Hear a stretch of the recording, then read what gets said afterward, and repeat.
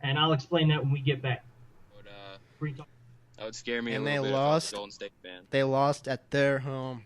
That would scare me a And they little bit if I was lost. a Golden State fan. They lost at their home.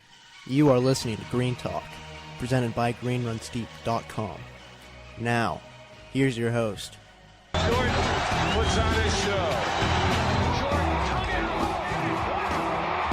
soon as that truck goes out, you know something's going to happen. Oh, showtime for Mr.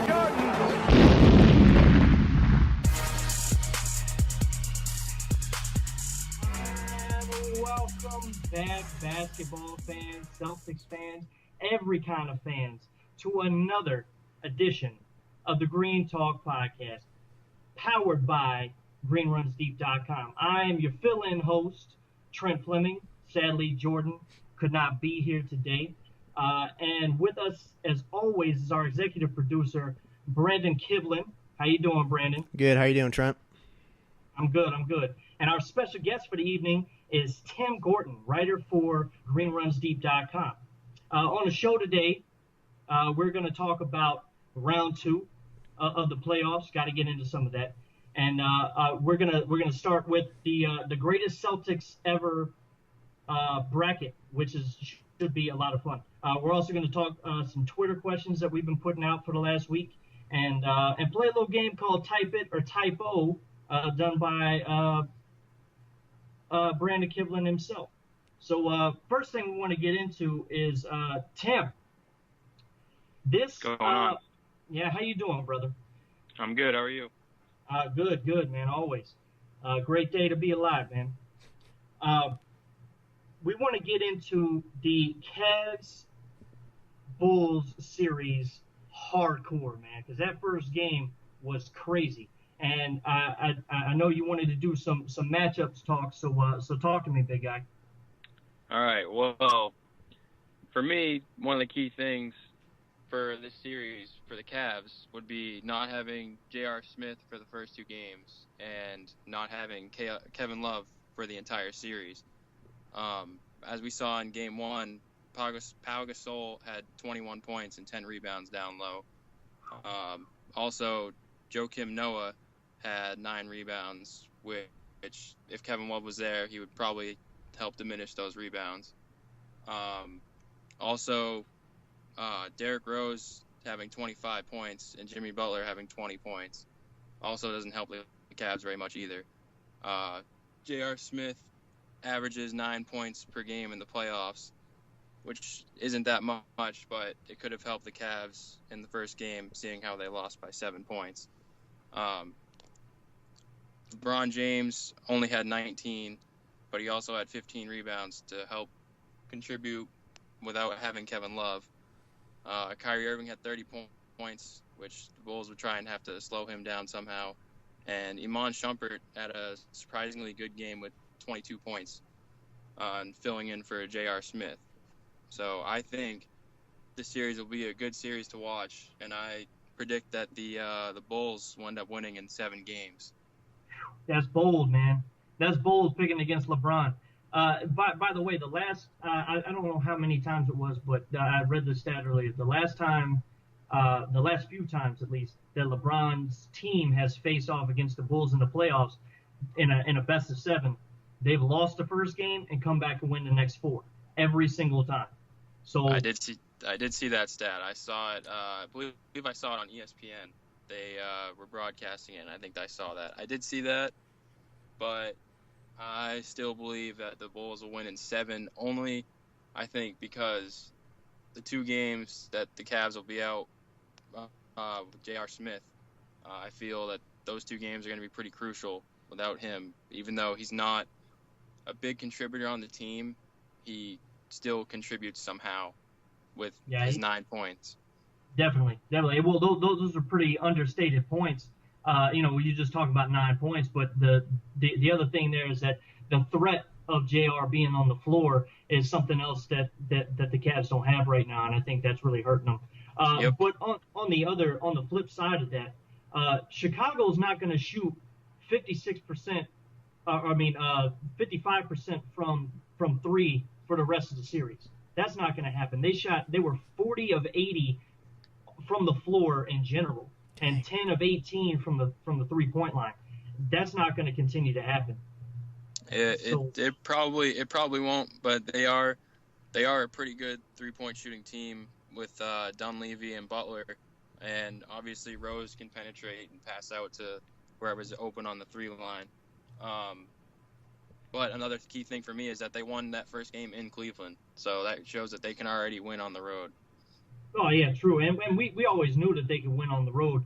The whole thing about the Bulls, besides their health, has been consistency. If they can get consistent, minutes and consistent buckets and just consistent play out of their stars like Pau Gasol and Derrick Rose and Jimmy Butler, then they're easily going to win the series. I still don't think that's going to happen though. I think LeBron is too good. He knows too much. That team is too good to just let this thing get away from him. But hey, Brandon, what do you think, man? I have a couple thoughts. My first thought is, what happened to LeBron James?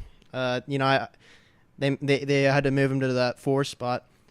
But in this five or so game stretch, I think his PER is, around the 20 range, which is 8 or 9 points off his normal 28 or whatever.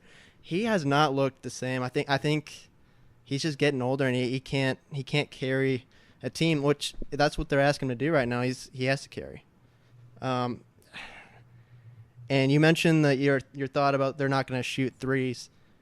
That they're a great driving team, and with LeBron playing the 4 and James Jones, who got a couple minutes at the 4.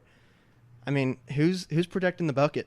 That's what I'm going to wonder, and I'll be watching that tonight because they're not going to shoot lights out like that again. But they can get to the basket, and I think they will. And I don't see this series going 7 at all. I see it ending a lot quicker, especially once they win tonight's game.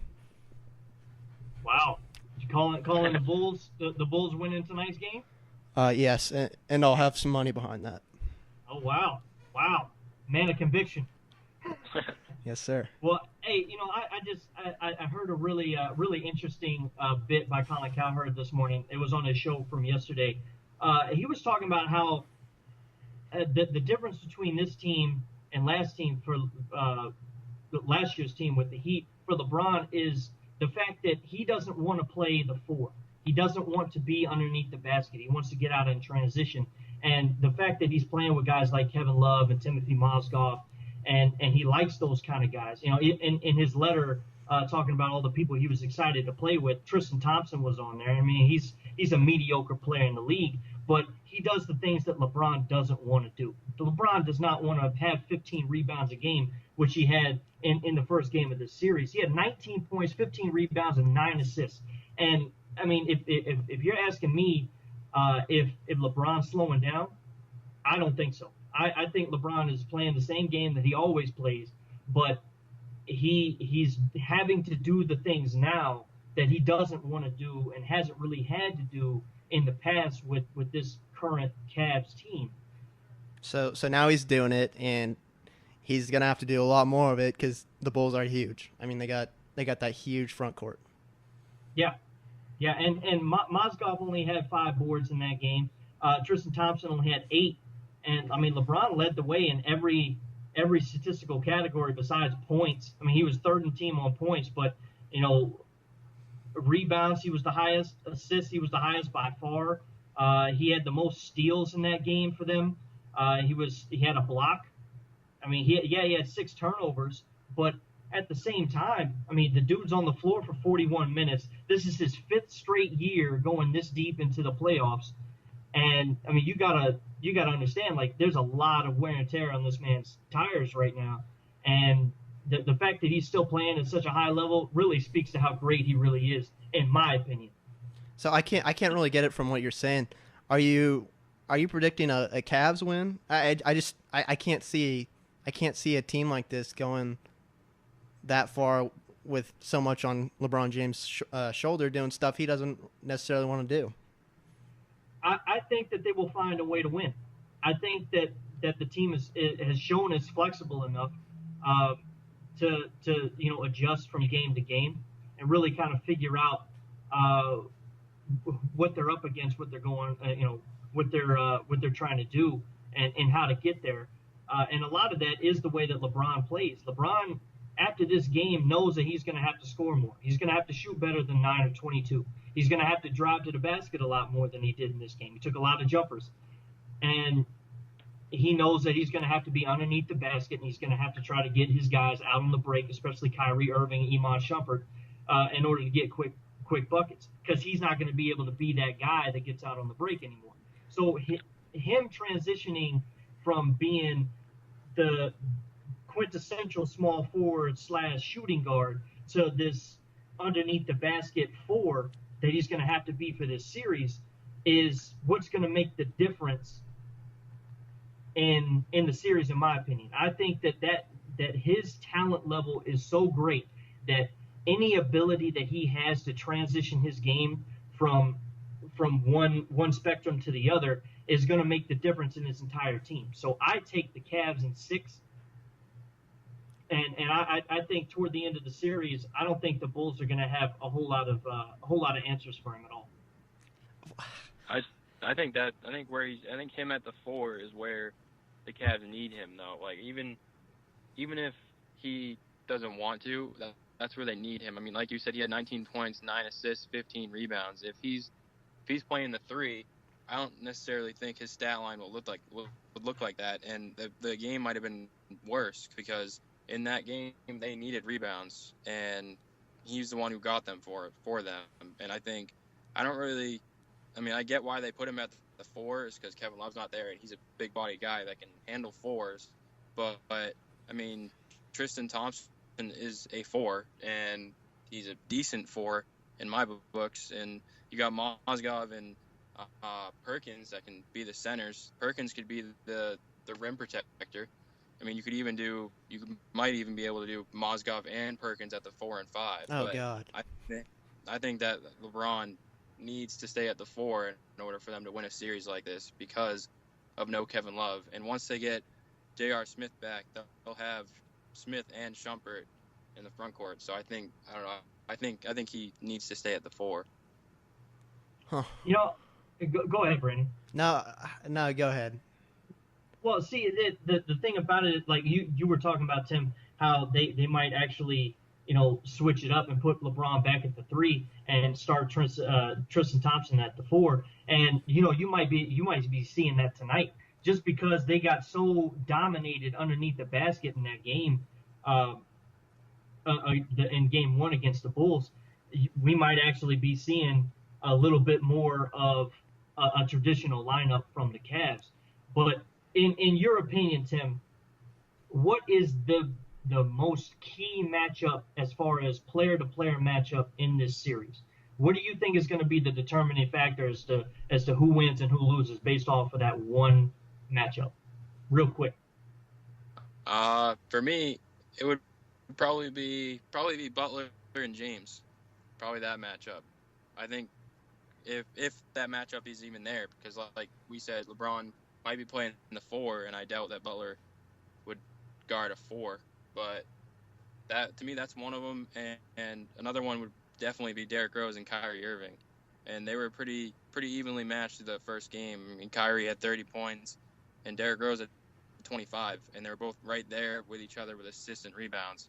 So I think those two players right there and those 2 matchups will be the 2 key ones for the series. Well said. Well, let's take a little break real quick. And when we come back, we're going to get into the greatest Celtic ever bracket. And I'll explain that when we get back.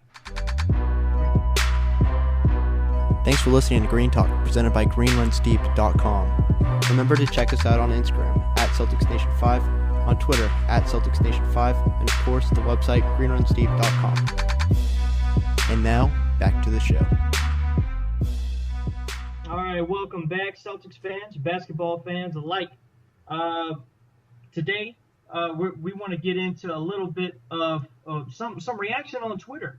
Recently, we started a Twitter account for the podcast, and we've been asking some questions. I'm gonna toss this one over to Brandon. One of the Twitter questions that we got a little bit of response to, Brandon, is how much should the Celtics give up to get Boogie to Boston? Everything is my short Everything? answer. I actually I was messing around with that, that stupid ESPN trade builder thing that you can spend hours on. The trade machine? Yeah, I love the that. trade machine. And I kind of came up with something that might actually happen. Off the top of my head, Boston would receive Boogie. So first of all, it'd be a three-way trade. Because I don't think Boston has anything to give the Kings that they would want in terms of somewhat of a star power. So it's going to be a three-way with the Nuggets. The Kings are going to get Lawson, Solinger, Olynyk, and a pick. And Wow. the Denver the Nuggets are going to go full rebuild. They're going to get like 3 first rounders. They're going to get like 2 Brooklyn picks and one of our this year's pick, and we're going to get Boogie and Gallinari. Oh, okay. So Wow. I'm Gallinari, you want Gallinari on the team? well, no, just the trade, the salaries had to match up. But isn't that Gerald Wallace all over again? Well, we're giving up 2 stretch 4s, and he can definitely, play stretch 4 minutes there. So, Yeah. it's going to be a lot. We're going to have to give up a lot of our young pieces, and almost all of our draft picks, and that's what I think is going to make it work. And I think you got to do it for a young center like Boogie. Well, one of the responses that we got was from Matt. He's at Celtics 59, and he said that he would be comfortable giving up both firsts for this year, Avery Bradley and Jared Sullinger. Yeah. I don't think that the Kings are gonna want that trade when they're giving up a superstar like Boogie. I don't think they're gonna want to replace him with Avery Bradley, who's I want gone already. So. Wow. All right. Well, hey, we got another question. And Tim, I want you to give your opinion on this one. Who should the Celtics target in free agency? Man. Well, to me, they definitely need a rim protector. So Yeah, absolutely. anyone, to me, that's a valued rim protector they need, and whether that's a power forward or a center, it's probably going to be a center that they most likely need.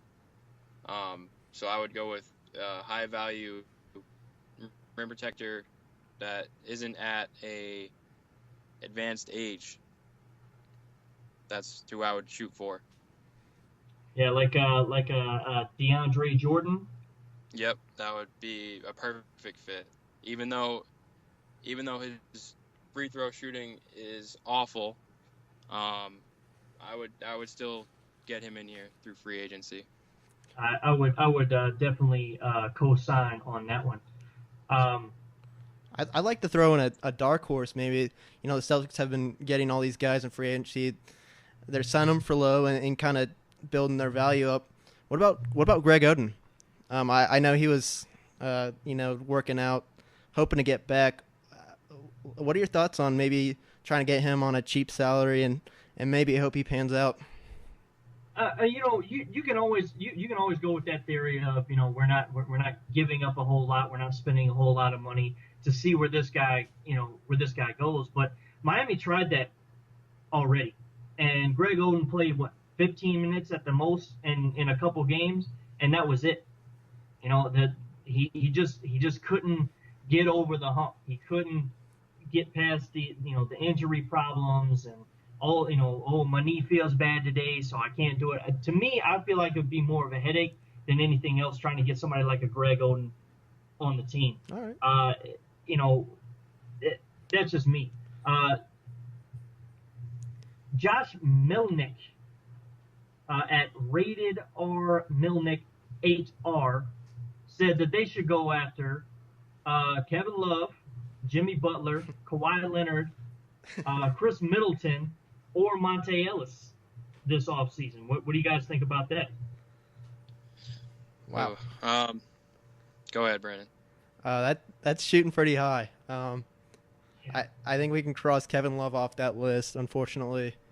One name that stood out I haven't really thought about yet was Monte Ellis. I think he's going to opt out of his contract down in Dallas. I don't think he's too happy there. That's a scorer, and he's proven he can score. And Danny Ainge has talked so much about fourth quarter scoring. I mean, that's definitely a guy that can bring that. For me, I don't think Kevin Love is coming here.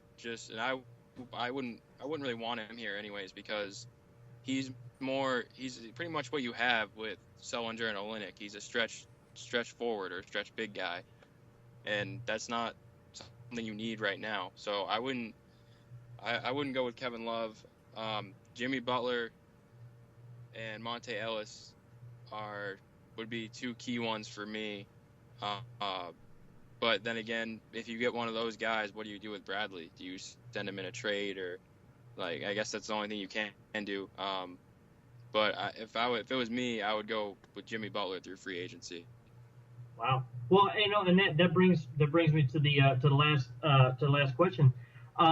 Who should the Celtics get rid of before next season? Is one of them, and we have obviously Gerald Wallace is on there, but who do you guys think? Bradley, I want him gone. I've said it from the start. I didn't like the contract they signed him. I think that could be enticing to another team, and I think you can trade him. I think it will be a pretty team-friendly deal, especially in the upcoming years. But for me, it's Avery Bradley for sure. Okay. For me, I would probably. I mean, Jared Wallace, like you said, is the obvious answer there. He's the one that you mainly want gone just because of his contract and the fact that he's not playing any minutes. But 7 minutes a game. I guess if you sign like a Jimmy Butler or a Monte Ellis, you're gonna have to get rid of Bradley, because you don't want. I mean, you would want him on the team, but you're not gonna want him coming off the bench. He's not really a bench guy. He definitely still has some value. I would not get rid of him. Maybe I would get rid of Isaiah Thomas. Oh no. I think he's just too. I don't like his height. I mean, I know he's a point guard Wow. and he can score, but I don't know. I don't see him lasting very long, and I don't think you get rid of Marcus Smart. So I think you would have to get rid of Isaiah Thomas. Wow. Still don't even want to have Isaiah as the sixth man coming off the bench. Wow. I mean, he scored 20 points a game? Yeah, I mean, I like Isaiah Thomas, but I don't know. I just can't. I'd rather get rid of him. Wow. Well, we got one guy, Zachary Emerald. He's at Zachary Emerald. He says get rid of Evan Turner. Thoughts? Yeah. That could work. I mean, he's in his late 20s now. He's not. He can be a good scorer, but to me, he's not consistent enough. He's kind of like a Jeff Green in a way. My only question is, what's his trade value? What's his value? I mean, it's certainly, Yeah. I guess it's up from last year, but I'm not sure we could even get much for him. Yeah, we probably have to package him with draft picks or another player or something in order to get some sort of value back. But I might be mistaken. Isn't he on a pretty team-friendly deal? He's not making that much money. I don't think. I'll have to go back and look at it, but I don't think he's making a ton. I mean, he's definitely making some money because he's a veteran now. But he's to me he's one of those guys that we need right now, but we don't need in the long term. And what I mean by that is that he helps us win right now, but he's not a key to helping us win later on in the future. And I think that being Danny Ainge is really tough when it comes to talking about Evan Turner, because you don't know how to, one, reward the loyalty, but two, kind of go in the direction that you want to go in without him. So I think seeing what Danny decides to do with Evan Turner is going to be really interesting to see. But if you want to get in on the conversation, just follow us at GreenTalk Pod and look for the question of the day and hashtag your responses to Ask Green Talk. But right now, we want to get into this last thing that we were talking about before the break is the greatest Celtic of all time bracket. And it was a bracket made up by us at greenrunsdeep.com, all the writers and everybody. We had some input into it. And we came up with the top 16 Celtics of all time. And we're going to have one matchup every week until we get to a champion, which will probably be somewhere before, like a couple weeks before the season starts. But our first matchup is going to be posted on Twitter tomorrow, and it's Bill Russell and Robert Parrish. And before we get to the break, I just want to hear what you guys have to say about those two. I mean, in terms of a winner, I mean, you got to go Bill Russell. I mean, one of the best players of all time, and I don't want to give any stats away on Parrish, but you could definitely go look at them because they're not as impressive as you kind of think. Wow. Anything? Yeah. Go ahead, Tim. I would go the same way. I would have to go with Russell. He's just a proven champion, and he can show up. He's shown how he can get it done. Yeah, and you know he's a legend for a reason, and that matchup is probably pretty self-explanatory as to who is going to go where, but not every matchup on here is. So everybody stay tuned and follow us at Green Talk Pod on Twitter. After the break, we're going to get into a little game that our executive producer Brandon likes to call Type It or Typo. It's a game whether we agree that a stat that he's going to give is a real stat or it's something false that he made up. So stay tuned for that. Thanks for listening to Green Talk, presented by greenrunsdeep.com. Remember to check us out on Instagram at CelticsNation5, on Twitter at CelticsNation5, and of course the website greenrunsdeep.com. And now, back to the show. Welcome back to the show. Today, I'm going to introduce a new segment called Type It or Typo. I'm going to explain the rules. Here's how it works. I have 10 stats here in front of me, and you guys get to decide if they are true or false. Are there any questions? I can't wait. I can't wait for this. All right. Good to go. Let's get into it. My first stat, in honor of the MVP nomination, or winning, I guess, of Curry, Chris Paul got 3 first-place MVP votes in this year's voting. True or false? And no cheating. It's false. It's false? It's false. All right, you're right. It was false. He got 0. Wow. That's right, because out of the possible 130, Curry got 100, James Harden got 25, and LeBron James got 5 of the first place votes. Correct. That is all off the top of the head, man. That's good. I was watching it yesterday. That's impressive. Yesterday, Curry accepting his award, and they pulled up that thing on NBA TV. He killed it. It wasn't even close. I was expecting a closer race, honestly. You know what, and you know I can't be more happy for that guy because genuinely, he seems like a really good individual, and he definitely deserved it. He was the best player on the best team, and he was very consistent all year long. I would have given my vote if I had one to Steph Curry, and it would not have even been close for me. All right, the second, true or false, is Larry Bird is the only player in NBA history to have a triple-double with 49 points or more.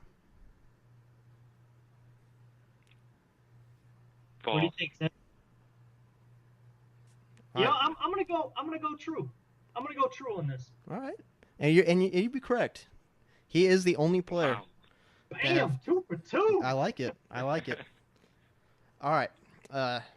My fourth is Kevin Durant has the record for the most threes in an All-Star game with 8.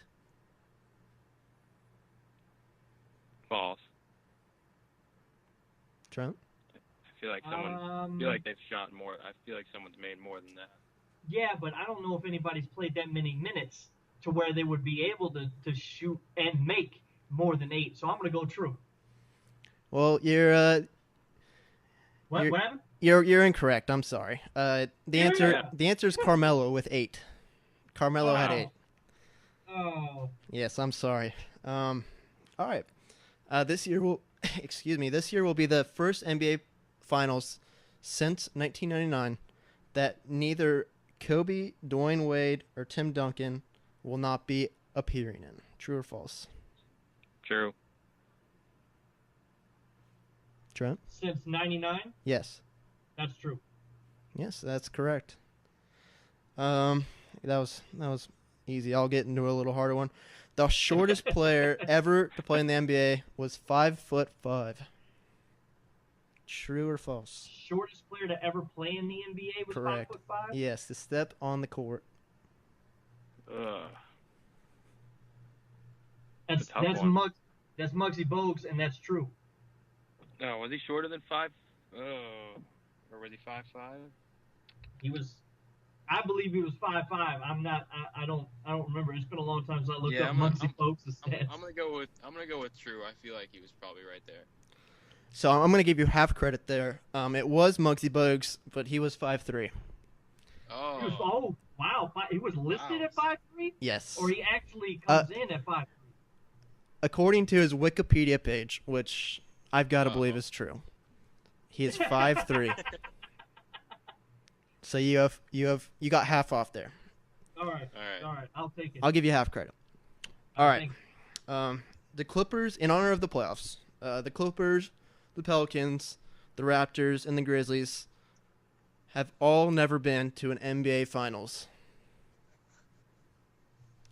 Run those teams down again, please. Clippers, the Pelicans, the Raptors, and the Grizzlies. That's true. true. Yeah. Yeah, very good. Into my Robert Parrish question. Ooh. Robert Parrish averaged under 20 points in his career. If you average out all of his points in his seasons. All of his 48 years of his career, yes, he averaged under 20 points a game. Yes, that is correct. Woo. Ray Allen's first name, his real name, is Walter. That's Oh, false. man. I'm gonna go out on a risk. I'm gonna go true. That's true. His real name is Oh. Walter. Get out of here. Yes. Okay. Get out of here. Second to last question. All right. It's big time. Everybody get serious now. It's big time. These ones are real hard. Mark Gasol went to medical school. True or false? Better not be any Wikipedia nonsense. Oh, this one is not actually. You know what? Just because it's so crazy, I'm going to say true. What about you, Tim? Medical school, huh? I'm gonna say false. You are correct. It is false. Oh. But Yeah. his brother did. Pau Gasol went to medical school, which I did Okay. not know that. yeah, nor did I. Can't get them all right, huh? No. I don't even know what my count is right now, but I know I'm winning. Yeah, next time we definitely got to keep score. My last stat. The Boston Celtics made the finals 10 times in a row. True or false? That is true. I think I'm gonna go false. I think it was 8 or 9. I don't think it was 10. They won it 9 times in a row, but they went to 10. They did go to 10. Ooh. From 57 to between 66. 57 to 60, I want to say 68. Yeah, you're right. Damn! Oh! Oh! But Nice. you don't get any credit for that. I'm sorry. I know I don't get the credit for that, but sometimes you gotta show off your chops a little bit, man. Like you gotta show off some of your intellectual stat memorization chops. You gotta let everybody know what you know. Well, I'll definitely take that into account when I'm putting down a final grade for you. Yep. Thank you. I appreciate that. I do appreciate that. It's the game where we make everything up and the points don't matter. That's right. That was fun, man. We should do that more often. That was awesome. I like playing that game, man. Yes. I like playing. Yes, and I have quite the imagination. I'll come at you with some weirder ones next time we do this. Yeah. We gotta get much more obscure than Sounds that. good. And then what else we should do? We should ask some of the guys on Twitter to help us out with that. Yeah. So I'll definitely do that later on. I mean, I had no idea Ray Allen's first name was Walter. That's I didn't crazy, either. man. I took a pretty big risk on that one. I had no idea. Paid It off. was a shot in the dark. I learn something new every day. Paid off. Proud of you. All right, But, well, go ahead. Yeah. Oh, I was just gonna talk about a little bit more about the Curry MVP selection. I don't know if you guys had any difference of opinion on that, but I just want to get y'all's thoughts real quick before we end the break. Well, I absolutely had a difference of opinion. I had James Harden the whole time. I had him winning, and I think it comes down to, and this is my definition of MVP, the guy who's most valuable to his team.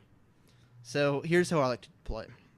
I like to take James Harden off the Rockets and look at what they would be projected to do this year, and I'd like to take Steph Curry off the Warriors and see what they do.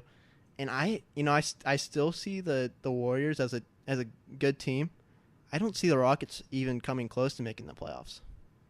And to me, that's value, and that's a valuable player, and that's why he is my most valuable player. And he got robbed, and I'm sorry, James. And I don't think it was the first place votes. It wasn't even close. No, it wasn't. He blew him out of the water, and I just that's not fair at all. You got to give my boy James Harden some love. I bet you he got a large majority of the second place votes, though. I'm pretty sure that he got the 100 as opposed to the 25 on the second place vote. So I mean, he was up there. A lot of people did appreciate him for what he did, but I don't think that him carrying that team is the most impressive thing we've seen all year. Well, I mean, I was looking at a stat. They put together the PERs of like the average PERs of the players that Curry was his teammates and Harden's teammates. And I forgot the numbers, but they were significantly favoring James Harden's MVP bid, and that's why he should have been it. He got robbed. Well, couldn't you argue against that point by saying that Steph Curry makes the guys around him better rather than James Harden looking better around guys that aren't as good? You understand what I'm saying? Yeah, you can definitely make that argument, and that really shuts me up. So what my whole argument would be to that is saying that without Steph Curry, that team wouldn't be nearly as good because he's the guy running the point. He's the guy with the basketball. He's the guy setting a lot of dudes up for success. And he's also knocking down 100 or 280 some threes this year. I mean, that's ridiculous. Okay, but let me ask you this. Let's say the Warriors, they don't have Curry. Do you see them in the playoffs this year? If they don't have Steph Curry, yes, but they have everyone else. Playoffs? Yes. Depends on who is running the point. All right, Depends on Sean who Livingston. Sean Livingston? No, they don't make the playoffs. Wow. They don't make the playoffs. Steph Curry makes that team work. He's the guy. I mean, because you have to respect the fact that he can hoist one up from the parking lot every single time he touches the basketball, you stretch out your defense. He's the guy who really runs that whole thing. Klay Thompson is a great shooter, but he's a great catch and shoot guy, and he's a good defender. He's not somebody who's going to make a lot happen off the dribble. You don't have another guy on that team that can do what Steph Curry does. That's why he's the most valuable player. That's why he is so valuable to that team. I see your point, and there is some validity there. I completely disagree that I still think the Warriors with Klay Thompson, Draymond Green, Harrison Barnes, Andre Iguodala, that's a playoff team. And I don't think you can take one guy off the Rockets. I don't think you can take one guy off their starting lineup, and I don't think the Warriors would rather have one of them instead of what they already got. Now, I think you could take all of those guys except for Andrew Bogut from the starting lineup with the Warriors, and the Rockets would welcome them with open arms down in Houston. That's a debate. But hey, Tim, last word on this, man. What do you think? Well, I could see the Warriors not making the playoffs, but it would be a lot closer than the Rockets not making the playoffs without James Harden or without Stephen Curry. For me, I would have voted for, maybe I'm kind of out there, but I would have voted for Westbrook, to be honest. I think for most of the season, the Thunder didn't really have Durant, and Westbrook really stepped up and took control of that team. And I think if you didn't have Durant because of his injury still, and you took off Westbrook for whatever reason, like you said, you like to do that, and I think that's a good way of evaluating the MVP. If you were to take Westbrook off that team and still have Durant with his injuries, that team didn't make the playoffs now, and how much Westbrook did for them surprised me that they didn't make playoffs. I mean, it came down to the last game or the last 5 games or something like that, and I think they'd be a lot worse if Westbrook wasn't on that team after Durant got hurt. So I think that he deserved to get the MVP, or at least deserved to get way more. Well, yeah, let me. I completely agree with you. He should have at least been in the conversation, but I think he's taking the MVP. I mean, he's another guy. What was that, Tim?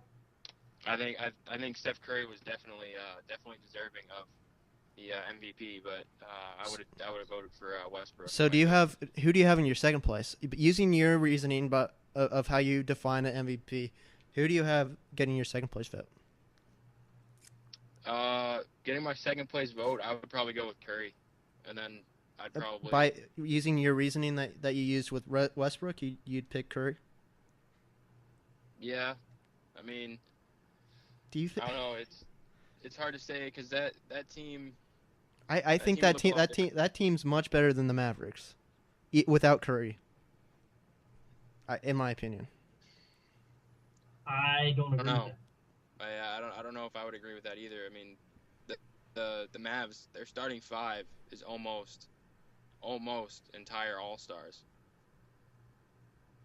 I mean, you got Rondo, Ellis, and Nowitzki and Chandler, and I mean, you got 5 starters that could be potential All-Stars right there. I mean, granted, Golden State has Curry, Thompson, and Draymond Green, but I mean, they got Bogut, but I don't really think he's that much of an all-star, especially out west. But I personally, I don't think you have a team where you have one of the best records of all time, and I don't think that's solely on one player. And I think there's something to be said that they have one of the best records of all time. And this is a great team, no denying that, but that doesn't happen from one guy. So I don't think you're giving this team without Steph Curry. I don't think you're giving it enough value. Well, I hey, don't know. let me cut you guys off real quick because we got to take a break. But when we come back, we're gonna get into a little bit more of this. So stay tuned. Green Talk Podcast. Thanks for listening to Green Talk, presented by GreenRunsDeep.com. Remember to check us out on Instagram at CelticsNation5, on Twitter at CelticsNation5, and of course the website GreenRunsDeep.com. And now, back to the show. Welcome back, Celtics fans, basketball fans. Now, before the break, we got a little bit into it. We didn't really intend to, but we got into it about the MVP talk conversation, and Brandon feels that James Harden was slighted, and Tim believes that Russell Westbrook is really the MVP, and he got slighted. I agree with the voters. I think that they got it right, but let me propose this question to you guys real quick. Now, Brandon, your whole like MVP identity comes from who would their team be without them, and that's a valid thing. But do you think that this Cavs team would have made the playoffs without LeBron James? In this year's Eastern Conference, yes. I don't think they would have been as good, but I mean, yeah. I mean, using my reasoning, and this is how it broke down for me. First of all, I don't think Russell Westbrook should be in there at all. They didn't make the playoffs. I don't like that at all. So my top three, I got Harden, Out. I got LeBron, I got Curry, and I'll give you my fourth. I got Chris Paul in there. Okay. So yeah, I don't think that they'll. I don't think that they're half the team they are without LeBron James. And I agree with you, but the thing that a lot of people would argue is that LeBron James makes the people around him better. We wouldn't even know who James Jones is if LeBron James wasn't kicking it out to him for three. Like we wouldn't still be talking about guys like Mike Miller in the league without LeBron helping these guys really become contributing factors on teams. And I would argue that Steph Curry is the same kind of guy. He does it in a different way because he does a little bit more from a shooting aspect and a little bit more from playing a penetrate, dish out, point guard, traditional type role. But I think it still is. There's something to be said for a guy who can make the people around him better. I don't think we'd be talking about Klay Thompson as an all-star without Steph Curry right next to him. I don't think we'd be talking about Draymond Green as Defensive Player of the Year or Most Improved Player of the Year without a Steph Curry on his team. And I think the fact that we were talking about Steve Kerr being the Coach of the Year, we're talking about Draymond Green winning those awards, we're talking about the improvement of Klay Thompson. I don't think those things would happen if they didn't play with Steph Curry. All right. Well, I see your point. I'm not going to give you the satisfaction and agree with it. I'm going to leave you with this. You're going to see Draymond Green's going to leave. He's going to take a huge contract from a team that's willing to pay him, and you're going to see how much of a change this team sees just from that one guy. I'm telling you, there are so many other great pieces around Steph Curry, and I think they're great because Draymond Green, he's a great defender. I mean, that's how he first made his noise, and that's kind of the identity that he's built himself around. That has nothing to do with Steph Curry, in my opinion. He's a great defender, and Bogut is kind of the same way. I don't agree with you at all, by any means. I don't know. I would argue that. I mean, I get your point about Draymond Green, being Draymond Green on defense, but having Steph Curry with him on offense has drastically improved his offense. I mean, you're seeing him hit threes now. I mean, he wasn't really that big of a 3-point scorer, and now you have Steph Curry getting a double team and going behind the back and dishing it out to Green for hitting a great 3-pointer. So I think he's improved them offensively. He's improved everybody offensively. I mean,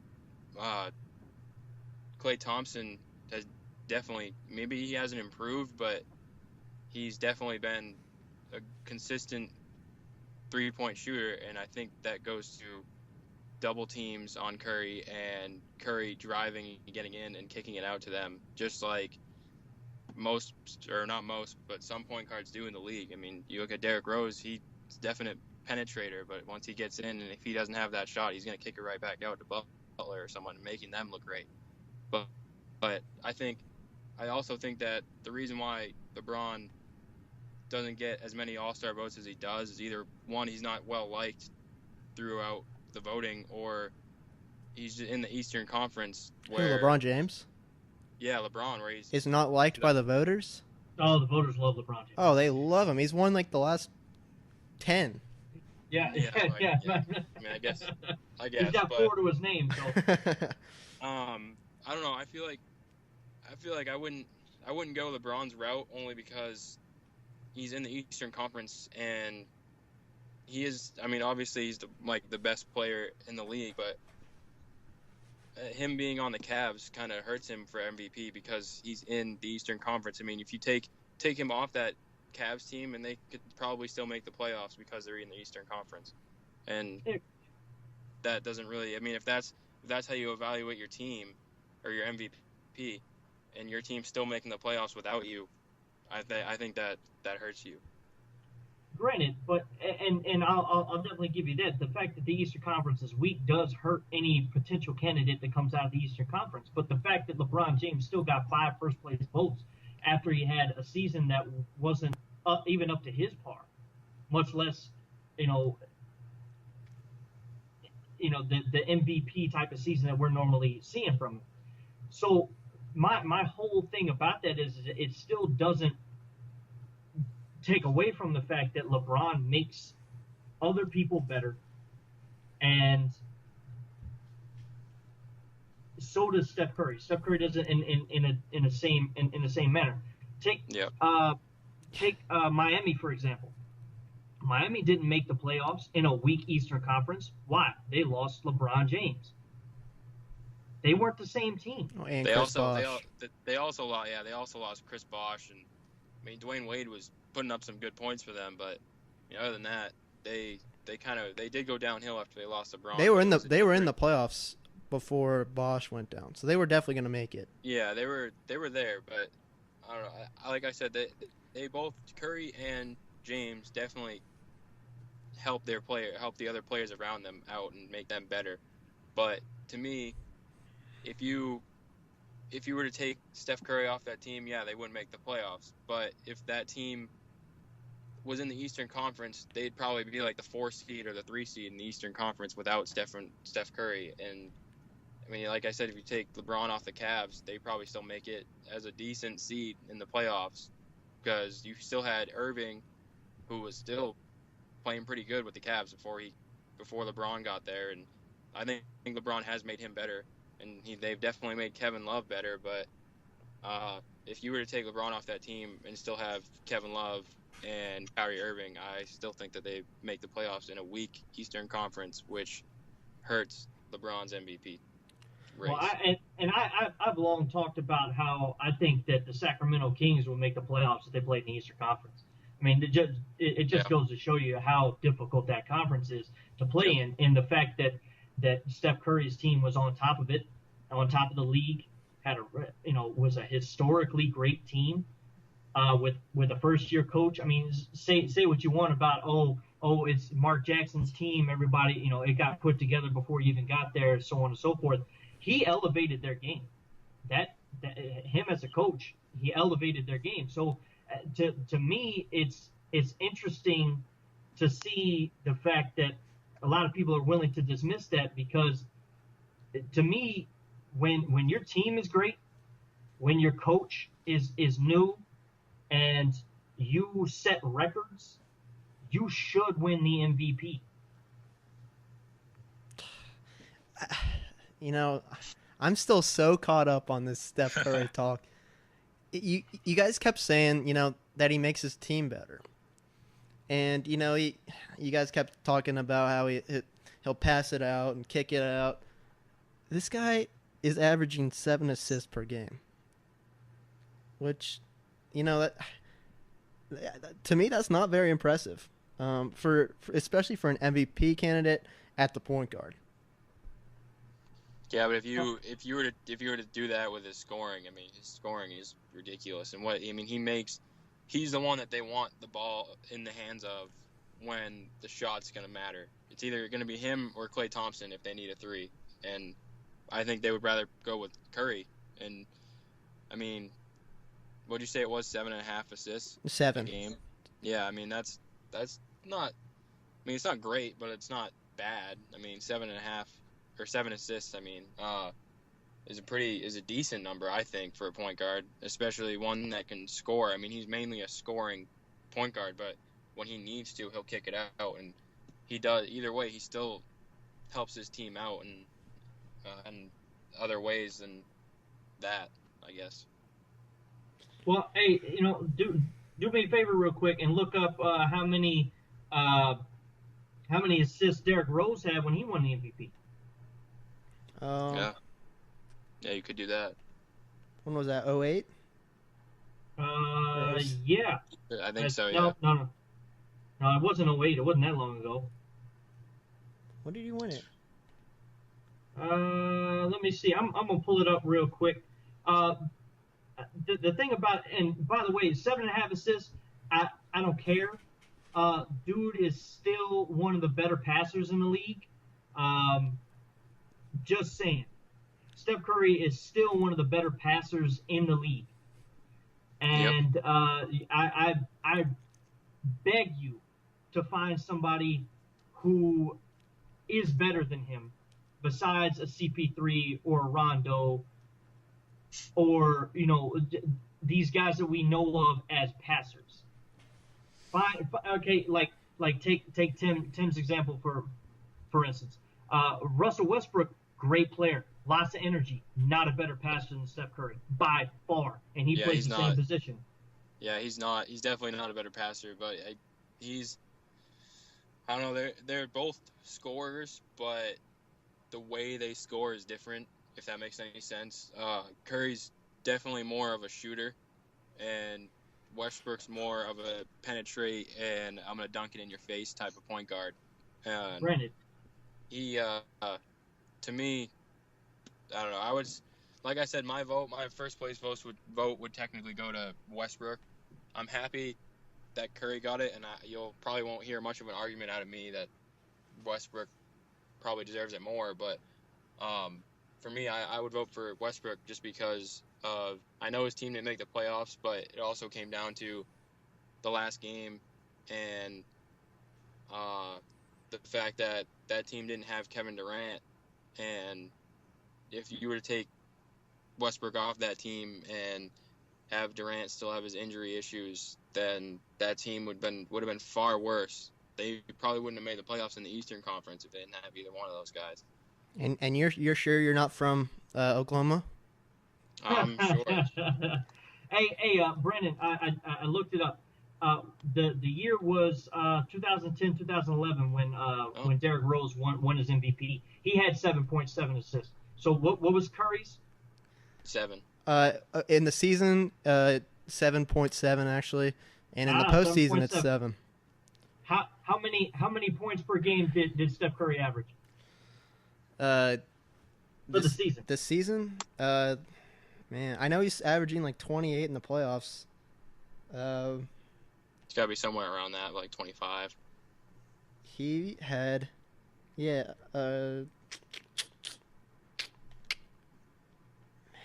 like 20. Man, I'm having to scroll down. It doesn't sound like 23 in the season. 23. 23.8. All right. Derrick Rose had 25, but Derrick Rose also shot 44% and 33% from 3. And I can guarantee you right now that Steph Curry's numbers are better, by the way. Second of all, Derrick Rose didn't play with anybody who could score the basketball. And their numbers, Butler, right? yeah, and the numbers are pretty parallel. So Well, if Derrick Rose can win an MVP with 7.7 assists and averaging 25 points and shooting those percentages, and and Steph Curry can't, even though Steph Curry's team was better. They won more games. They are probably, they went further in the playoffs already. So you're going to tell me that Derrick Rose could win it with similar numbers a few years back when his team wasn't nearly as good, but Steph Curry can't. Well, I don't understand. I have 2 points to that. Number one, obviously their numbers are very similar. The big difference, Derrick Rose wasn't having to compete like on the MVP level against James Harden. He was feasted this year on the Rockets. That's a huge difference. I mean, there wasn't the same competition. And my second thing, yeah, you're right. He didn't have anyone else around him that could score. And that falls right into my point about how I define an MVP, which I mean, how do you define an MVP? Huh? How do you define the MVP? Did you mention it already? It's a lot of different things for me. I look at everything. I try to look at what a team would be without their star. I try to look at how good their team did. I try to look at the fact that they're the best player on the best team. I also try to look at the conference that they play in, so on and so forth. I like to compare numbers from past MVPs. I mean, Derrick Rose was the first point guard to win it in God knows how long. I mean, it's been forever. What, since 2002? Steve Nash won it, and his numbers weren't inflated because of the system that he played in. They never went anywhere in the playoffs, but his numbers were fantastic. The difference is that this Golden State team is for real. This is a team that's going to go far, if not win the whole thing, unless by some miracle they all get food poisoning on the most important day of their lives. They're going to win the title. I don't see anybody who can compete with them. They're the most complete team. They've got the biggest star, the hottest shooters. They have every piece that you need to have in order to win basketball games, and I don't see anybody beating them. Even in the Western Conference, I think they're going to slay. Except for the Grizzlies last night. Oh, come on! What? That's their first loss in the entire playoffs, and you're going to give me mess? You're going to give me some nonsense about that? Come on, man. I'm just saying, someone beat them. And Curry did not look good. It does scare me though. If I was a Golden State fan, having Connolly come back for his first game and scoring 22 points, that would scare me a little bit. If I was a Golden State fan. They lost at their home. Yeah, but like you said, they're the hottest shooting team, and they're one of the best set up teams in the league right now, and they're one of my favorites to come out of the West.